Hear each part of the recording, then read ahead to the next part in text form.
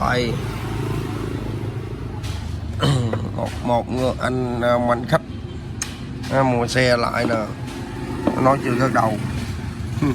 Nè đây coi nè, đó thấy không, anh chủ xe anh ngại luôn, bị thổi con quy lát anh em, nó hụt nước cái nhiệt luôn. Mua xe trên mạng đó, không biết coi xe, nó nói chưa gật đầu. Gật đầu làm tùm lum mà làm không đúng một phát rồi. Xe này 28 hay 27, 28 rồi. Có con quy lát hết rồi. Nó không thèm check keo rồi, nó không thèm thay cái con mới cho ông nữa, thứ gì chịu nổi. Cái này đúng là người ta phải check keo hoặc là thay miếng mới. Cái mặt lòng mặt này là phải vớt lại nó cho nó phẳng tuyệt đối, nó mới không bị.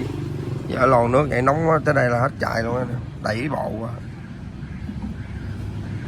quá ẩu. Rồi dừng lòng luôn đây thử, lòng luôn mở ấp đây kìa. Lúc nào nữa Tía thợ dữ không, làm kỳ quá.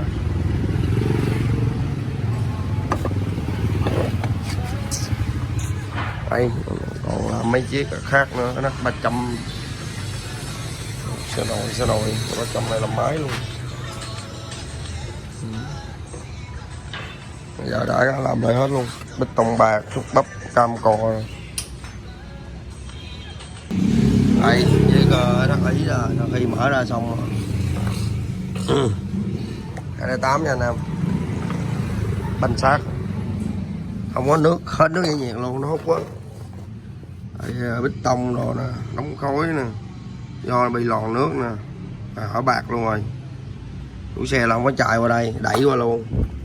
Con quy lát nè, thời trước làm là không có kỹ, không có check keo rồi đã đánh ra để luôn.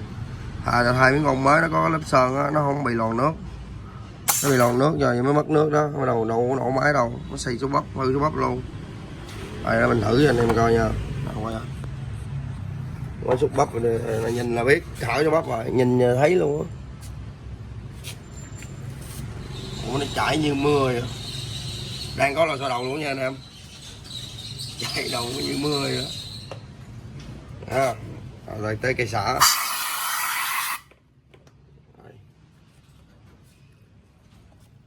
Đẩy mày gì sao chạy. mới xì dây chạy Làm không kỹ rồi lòn nước nó đập rồi nè, là bắt đầu là nó đâu kính số bắp nữa, nó lòn nước là xì số bắp rồi.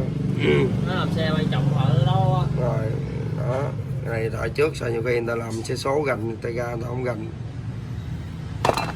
Rồi cái họng xăng nè cũng không vệ sinh luôn, nó đen đụng như chó vậy, đen như cái chó vậy đó. Lòng nữa, cam thì đi cam ngoài chợ luôn có tem này luôn, cam zin là không có tem nha anh em, nó trống trơn rồi. 300 chuẩn bị làm đây, chạy lâu ngày quá bị tuột nồi rồi. 150 nữa nè, đập ý nữa nè, quá trời xèo, mệt ít đang dọn áo sơn mâm radio 300 này chuẩn bị. Ơi rửa đó giùm anh sạch đi, rửa đầu lòng sạch đi, anh đi làm sấy lòng làm đầu rồi lại hết luôn. Rồi sau khi mình ráp xong mình lên rồi mình sẽ quay cho anh em coi tiếp nha. Rồi sau đây là mình vừa làm xong hai cục máy thắt, một cái 28 một cái 210, thì hai xe bị hở bạc rồi.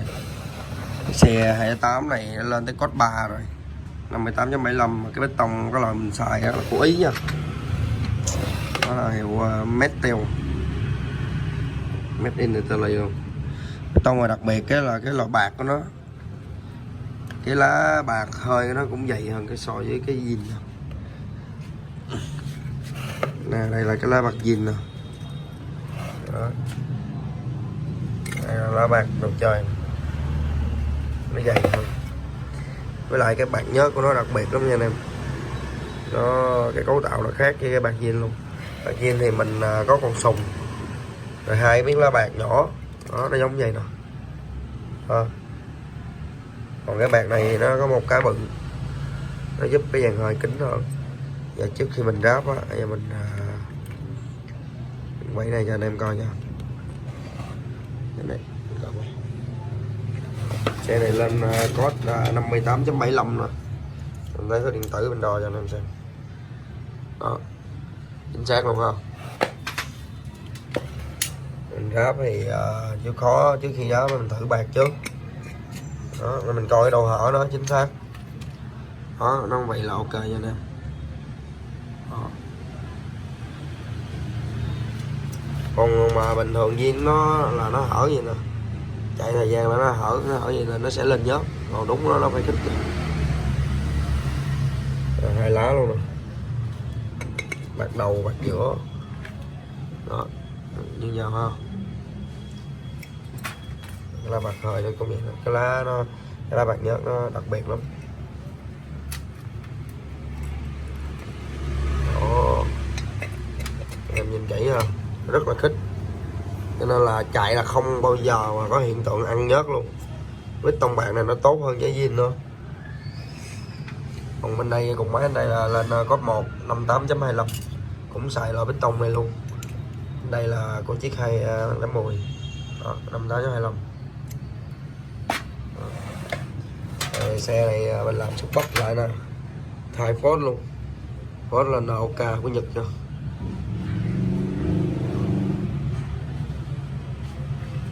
Rồi trước khi gắp cái đầu á thì mình thử cái xăng nó có xì không. Cái này là mình sấy xúc bắp mình làm lại hết rồi. Cái kính tuyệt đối thì nó chừng cái số nén nó mới cao nè, thấy không? Không có xì ha, rất là kính luôn. Đây là cây hút á, hay gọi là cây lửa đó, hay gọi là xúc bắp xăng. Đây là cây xả nè, cây lửa, phải không? Kính luôn. Rồi giờ mình sẽ kiểm tra cái cam cò rồi nha.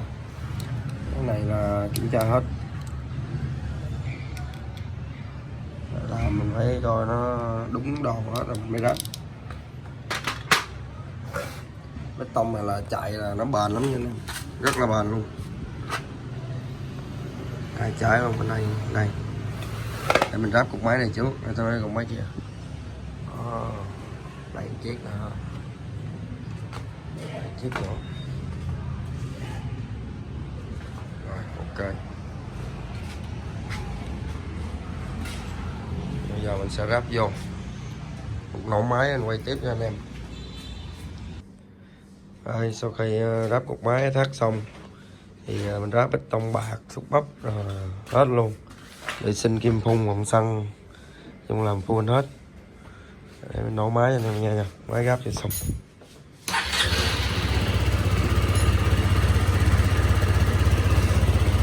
Rất là im nha anh em, mặc dù giờ này là ban đêm á, ban đêm là nó im lắm á, chứ ban ngày là nó im nữa. Chỉ nghe tiếng bếp phun hả, cam cò mình chỉnh kỹ lắm. Tại bếp phun nó phun nó kêu chạch chạch chạch chạch. Mình nghe không? Rồi xong, ngày mai gấp chân áo, lau xe, châm nước rồi nhớt nhau rồi đầy đủ hết. Rồi, thẳng bên đây ráp một máy center cho 50 lên full 57 đầu cao.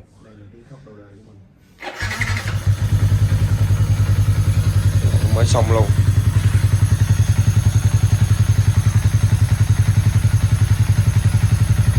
Cái này đi que tăng tốc cho nên nó cọt đó này.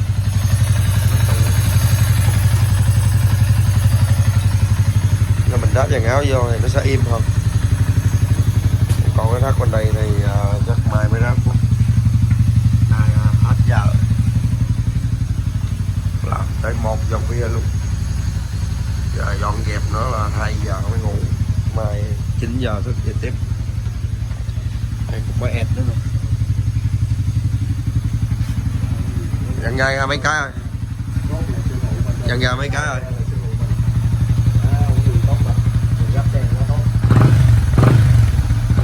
Cô nhẹ rồi.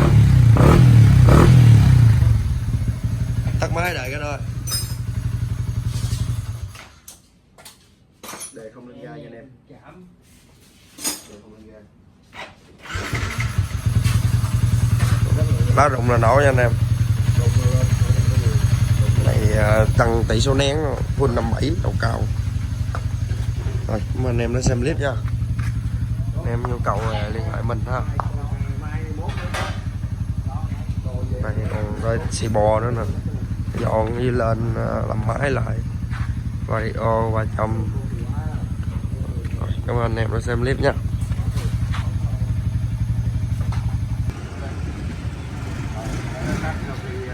Làm mái rồi hết lại xong rồi đó.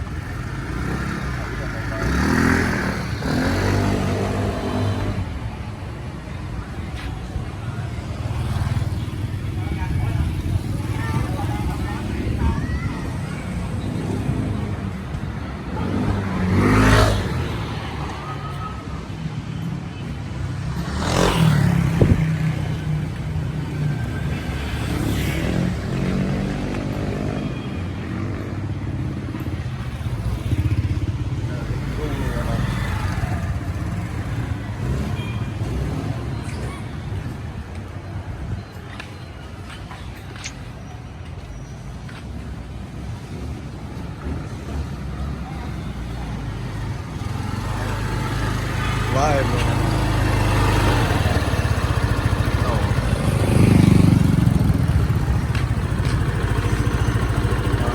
Có yêu cầu tự nhiên cho tới độ nâng cấp gì đó thì lại mình nha.